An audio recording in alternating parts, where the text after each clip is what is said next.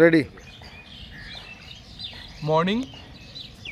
আজকে আমি কতগুলো বিষয় নিয়ে আপনাদের সামনে ডিসকাস করব। তার মধ্যে অন্যতম বিষয় হচ্ছে যে মেডিটেশনের উপর আমি কিছু বলি, স্বভাবতই প্রশ্ন জাগতে পারে যে আমার কি অথরিটি আছে বলার, মেডিটেশন সম্বন্ধে বলার কি অথরিটি আছে।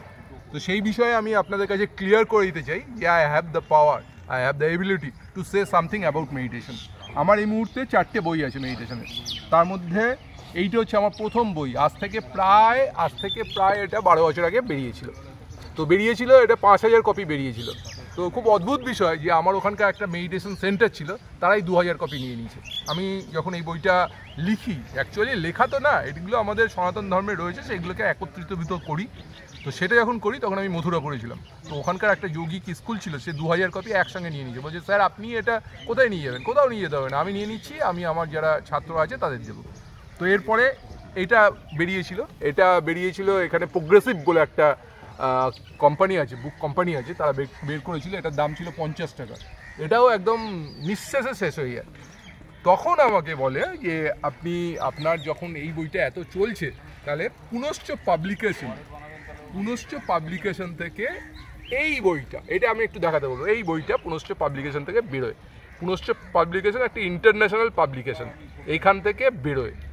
তো বহু লোক আছে যারা বলে ইন্ডিয়ানস বাবাজ আর ঢঙ্গিস, ইন্ডিয়ান বাবারা ঢঙ্গি হয়।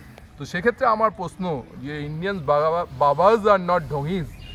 যত দেখছেন ফরেনার্স যারা ফরেন থেকে আসে ইন্ডিয়াতে, তারা আসে এখানে এসে মেডিটেশন শিখতে চায়, কারণ মেডিটেশনে পথিকৃত হচ্ছে আমাদের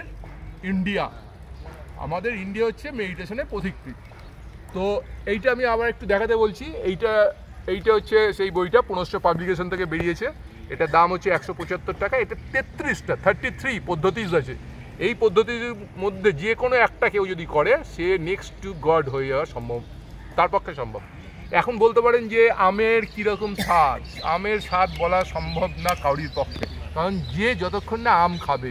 তাহলে এখানে যে 33টা পদ্ধতি আছে, এই 33টা পদ্ধতি যদি আপনারা করেন, যে কোনো একটা করেন, তাহলে আপনার মেডিটেশন সম্বন্ধে জানবেন।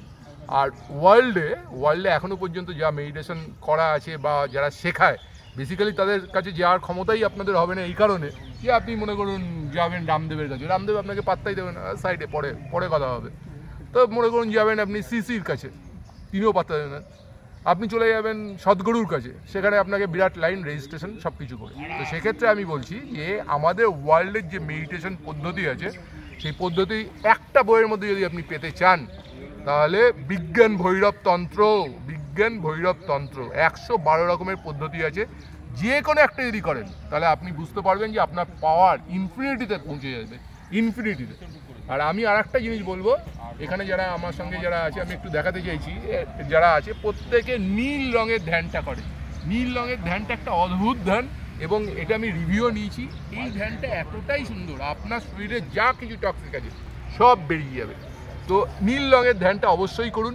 রাস্তায় যাচ্ছেন, ধরুন মেট্রোতে যাচ্ছে, আমি যেরকম করি, মেট্রোতে আমি যখন যাই, আমি উঠি দক্ষিণেশ্বর থেকে, একটা স্টপেজ পর্যন্ত দক্ষিণেশ্বর থেকে উঠলে আপনি কিন্তু বসার জায়গা পাবেন, বসবেন।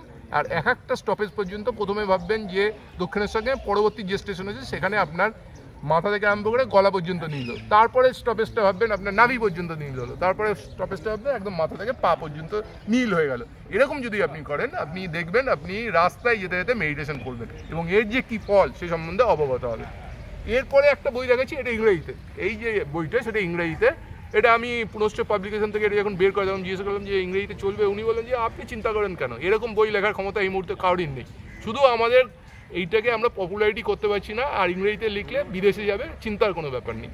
তো সেক্ষেত্রে আমি বলছি যে আমার এই 4টে বই আছে, এই 4টে বই লেখার যে অভিজ্ঞতা আমার আছে, সেই জন্য আমি কিন্তু মেডিটেশনের উপর কথা বলতেই পারি।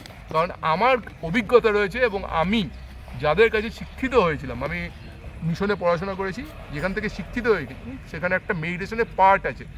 লাইফের কোনো ক্রম উন্নতির সঙ্গে মেডিটেশন অঙ্গাঙ্গিভাবে জড়িত।